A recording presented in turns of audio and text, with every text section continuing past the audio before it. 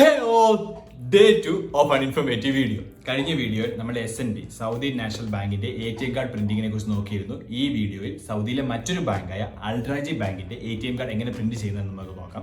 സൗദിയിലെ most popular ആയ രണ്ട് ബാങ്കുകളാണ് SNBയും അൽറാജിയും. അതിൽ ആൾക്കാർ കോമൺ ആയി യൂസ് ചെയ്യുന്ന മോസ്റ്റ് കോമൺലി യൂസ് ചെയ്യുന്ന ഒരു ബാങ്കാണ് അൽറാജി എന്ന് പറയുന്നത്. അപ്പോൾ നമുക്ക് അൽറാജി ബാങ്കിന്റെ ATM കാർഡ് എങ്ങനെ പ്രിന്റ് ചെയ്യാമെന്ന് ഈ വീഡിയോയിലൂടെ നോക്കാം. അപ്പോൾ എല്ലാവർക്കും സുഖമാണെന്ന് വിചാരിക്കുന്നു. Welcome to my channel. Actually കഴിഞ്ഞ വീഡിയോയിൽ ഞാൻ വിട്ടുപോയ ഒരു കാര്യം നിങ്ങൾ ഓർമ്മിപ്പിക്കുകയാണ്. നമ്മൾ ഏത് ബാങ്ക് ക്രിയേറ്റ് ചെയ്യുമ്പോഴും നമ്മൾ നാഷണൽ അഡ്രസ് ഇപ്പോൾ മാൻഡേറ്ററി ആക്കിയിട്ടുണ്ട്. അപ്പോൾ നമ്മൾ അക്കൗണ്ട് ക്രിയേറ്റ് ചെയ്യാൻ നേരത്ത് നമുക്ക് അക്കൗണ്ട് ക്രിയേഷൻ പ്രൊസീജിയേഴ്സ് കംപ്ലീറ്റ് ആവുന്നില്ലെങ്കിൽ അത് നാഷണൽ അഡ്രസ് നമുക്ക് രജിസ്റ്റർഡ് ആവാത്തതുകൊണ്ടാണ്.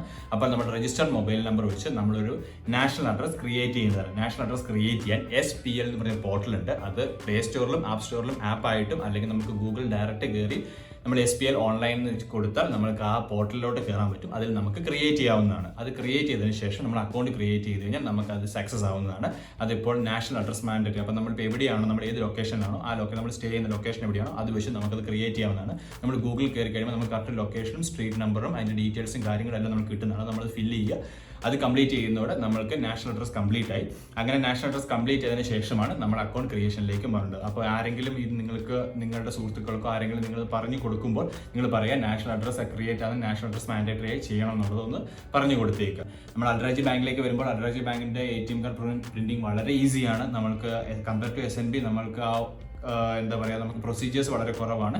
ബട്ട് ഒരു ഡിഫറൻസ് എന്താണെന്ന് വെച്ചാൽ അൽറാജി ബാങ്കിൽ നമ്മൾ പിന്ന് ജനറേറ്റ് ചെയ്യുന്നത് നമ്മൾ മറ്റൊരു ATM കൗണ്ടറിലായിരിക്കും. അതായത് ATM കൗണ്ടർ എന്ന് പറയുന്നത് വേറൊരു മെഷീനിലായിരിക്കും. അതായത് വിഡ്രോവലോ ഡെപ്പോസിറ്റോ മെഷീനിലായിരിക്കും നമ്മൾ പിന്ന് ജനറേറ്റ് ചെയ്യുക. പിന്നെ ഇതിൽ നമുക്ക് വേണ്ടത് നമ്മുടെ രജിസ്റ്റേർഡ് അതായത് നമ്മൾ അക്ഷർ രജിസ്റ്റേർഡ് ആയ മൊബൈൽ നമ്പർ. കാരണം നമ്മൾ അക്ഷർ രജിസ്റ്റർ ചെയ്യുന്ന സമയത്ത് നമ്മൾ ഫിംഗർ പ്രിന്റ് വെക്കുന്നുണ്ട്. അത് വെച്ചിട്ടാണ് നമ്മുടെ മൊബൈൽ നമ്പർ രജിസ്റ്റേർഡ് ആവുന്നത്. ആ രജിസ്റ്റർഡ് മൊബൈൽ നമ്പറും നമുക്ക് OTP ഇക്കാമ നമ്പർ OTP വന്നതിന് ശേഷം നമ്മൾ എന്ത് ചെയ്യുക, നമ്മൾ ഫിംഗർ പ്രിന്റ് വെക്കുക. അതിനുശേഷം നമ്മൾക്ക് ആ ATM കാർഡ് പ്രിന്റ് ചെയ്ത് കിട്ടുന്നതാണ്. നമ്മൾ അതിൻ്റെ അകത്തൊരു ടൈം ഉണ്ട് 1 to 100 സെക്കൻഡ്. ആ ഒരു ടൈമിംഗ് കാണിക്കുന്നതാണ്. അതിലൊരു 50 സെക്കൻഡ്സ് ആകുമ്പോഴത്തേക്ക് നമുക്ക് ATM കാർഡ് പ്രിന്റ് ചെയ്ത് കിട്ടുന്നതാണ്. അതിനുശേഷം നമ്മൾ ആ മറ്റൊരു മെഷീനിൽ പോയി നമുക്ക് അത് എന്ത് ചെയ്യാൻ പറ്റും, നമുക്ക് ആക്സസ് ചെയ്തത് നമുക്ക് പിന്ന് ജനറേറ്റ് ചെയ്ത് എടുക്കാവുന്നതുമാണ്.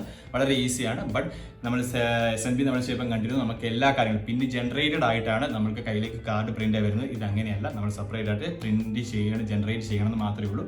വളരെ ഈസിയായ പ്രോസസ്സാണ്. ഞാൻ എന്താണ് അതിൻ്റെ വീഡിയോ ഇതിൽ കഴിഞ്ഞ വീഡിയോ പോലെ അറ്റാച്ച് ചെയ്യുന്നുണ്ട്. അപ്പോൾ നിങ്ങൾക്ക് അത് കാണാം. അതിലൂടെ നിങ്ങൾക്ക് ഇനി നിങ്ങൾ ബാങ്ക് അക്കൗണ്ട് ക്രിയേറ്റ് ചെയ്യുകയാണെങ്കിൽ നിങ്ങൾക്ക് ഈസി ആയിട്ട് എങ്ങനെ ക്രിയേറ്റ് ചെയ്തതിന് ശേഷം ATM കാർഡ് പ്രിന്റ് ചെയ്യാമെന്ന് ഈ വീഡിയോയിലൂടെ നിങ്ങൾക്ക് മനസ്സിലാക്കി എടുക്കാവുന്നതാണ്.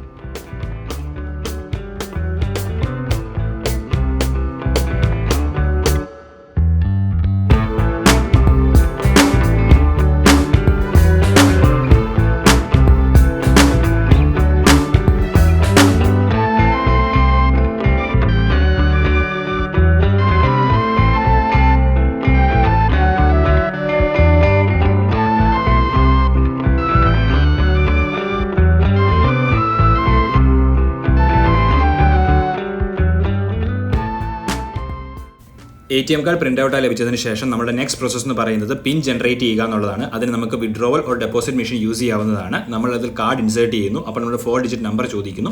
അതിൻ്റെ കൂടെ തന്നെ നമുക്ക് ലാംഗ്വേജ് സെലക്ട് ചെയ്യാവുന്നതാണ്. നമുക്ക് ഇംഗ്ലീഷ് സെലക്ട് ചെയ്യാം. അതിനുശേഷം നമുക്ക് ഇഷ്ടമുള്ള ഒരു 4 ഡിജിറ്റ് നമ്പർ ടൈപ്പ് ചെയ്ത് കൊടുക്കുന്നു. ഇഷ്ടമുള്ള നമ്പർ കൊടുത്താൽ മതി. അതിനുശേഷം നമുക്ക് ഇങ്ങനെ ഒരു ഇന്റർഫേസ് വരുന്നതാണ്. ഇതിൽ നമ്മൾ ഏതെങ്കിലും ഒന്ന് സെലക്ട് ചെയ്യുക. സെലക്ട് ചെയ്തതിന് ശേഷം നമ്മൾക്ക് ഇനി OTPയിലേക്കാണ് പോകുന്നത്. നമ്മൾ അത് ഏത് സെലക്ട് ചെയ്താലും നെക്സ്റ്റ് OTPയിലേക്കായിരിക്കും പോവുക. നമുക്കൊരു 4 ഡിജിറ്റ് നമ്പർ OTP ലഭിക്കുന്നതാണ് മൊബൈലിൽ. അത് നമ്മൾ നേരെ ടൈപ്പ് ചെയ്ത് കൊടുക്കുക. അതിനുശേഷം നമുക്ക് പിൻ ജനറേറ്റ് ചെയ്യാവുന്നതാണ്. ഇതിന് മുമ്പിലുള്ള ചെറിയൊരു വീഡിയോ സ്കിപ്പായി പോയിട്ടുണ്ട്. അതുകൊണ്ടാണ് നിങ്ങൾക്ക് ഞാൻ ഡീറ്റെയിൽ ആയിട്ട് ഇത് പറഞ്ഞു തരുന്നത്. അപ്പോൾ നിങ്ങൾക്ക് മനസ്സിലായി എന്ന് വിചാരിക്കും. അപ്പോൾ ഇതോടെ നമ്മുടെ ATM കാർഡിൻ്റെ പിൻ ആക്ടിവേറ്റ് ആയിട്ടുണ്ട്. ഇനി നമ്മൾക്ക് അത് മറ്റൊരു മെഷീനിലിട്ട് നമുക്ക് ക്യാഷ് ഡെപ്പോസിറ്റോ വിഡ്രോവലോ നമുക്ക് ചെയ്യാവുന്നതാണ്. നമ്മൾ ആക്ടിവേറ്റ് ആയതിനു ശേഷം സ്ക്രീനിൽ ഇങ്ങനെയൊരു നോട്ടും കാണിക്കുന്നതാണ് നമ്മളുടെ പിൻ ആക്ടിവേറ്റ് ആയിട്ടുണ്ടെന്ന് പറഞ്ഞ്. ഇതിൻ്റെ കൂടെ തന്നെ നിങ്ങൾക്ക് ക്യാഷ് ഡെപ്പോസിറ്റ് ചെയ്യുന്ന ഒരു വീഡിയോയും അറ്റാച്ച് ചെയ്യുന്നുണ്ട്. നിങ്ങൾക്കത് യൂസ്ഫുൾ ആകുമെന്ന് വിചാരിക്കുന്നു.